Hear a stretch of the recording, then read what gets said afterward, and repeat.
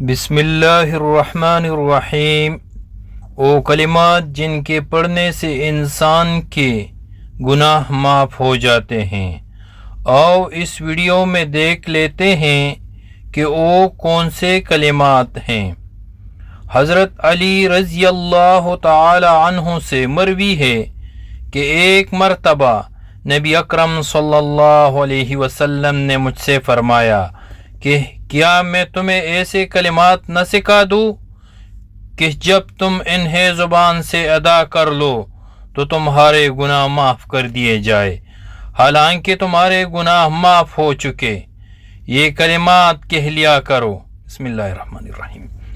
لا الہ الا اللہ العلی العظیم، لا الہ الا هو الحلیم الکریم، سبحان اللہ رب العرش العظیم، الحمد للہ رب العالمین۔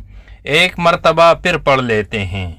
لا الہ الا اللہ العلی العظیم، لا الہ الا هو الحلیم الکریم، سبحان اللہ رب العرش العظیم، الحمد للہ رب العالمین۔ ترجمہ: اللہ کے علاوہ کوئی معبود نہیں، وہ حلیم و کریم ہے، اللہ ہر عیب اور نقص سے پاک ہے، وہ عرش عظیم کا رب ہے۔